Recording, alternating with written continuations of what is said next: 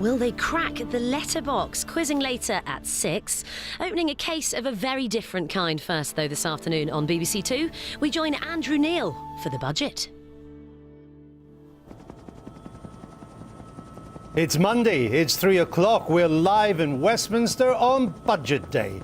The Prime Minister says austerity is coming to an end. Will the Chancellor tell us today what that really means? And can it mean very much if he's still trying to balance the books?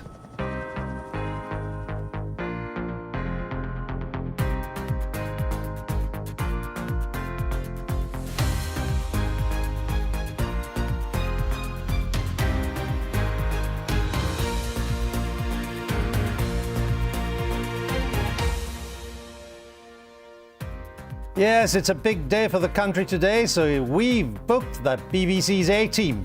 Political editor Laura Kuenssberg, business editor Simon Jack, and economics editor Kamal Ahmed.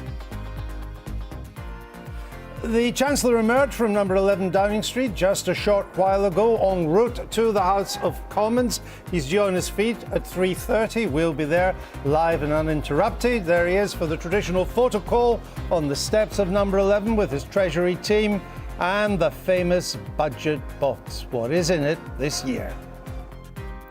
Well, we do know that there's going to be more money for the NHS. That's already been announced. We learned this morning that some of that money, about $2 billion, is going to go to mental health provision to improve it. What we don't know is how is it all going to be paid for. We'll find out today.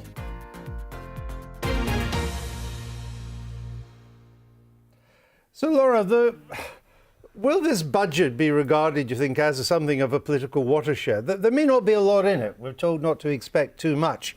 But will it mark the time when debate was not any longer about how deep austerity should be, but how much more public spending there should be? I think that is certainly what some people at the top levels of government want it to be. It was described to me today as an effort to show that Tories 1.0, that period between 2010 and 2018, is over, but they have other things they want to do in Tories 2.0. So I think the Chancellor will be trying at least to put an offer on the table that shows a path to a brighter future, to use that terrible political cliche. Sunny Uplands? Sunny Uplands, we might possibly hear about some of those things. I quite like Sunny Uplands. And a way for Philip Hammond to try to keep that promise that was made by Theresa May at the Tory party conference. Austerity is over, she proclaimed. Of course, that's very difficult for Philip Hammond for several reasons. First of all, he doesn't like spending money. He's a hawk. Secondly, a fiscal hawk. Secondly, the government, of course, doesn't have a majority, so doing anything controversial in Parliament is tough. And the other reason for it being difficult is not just the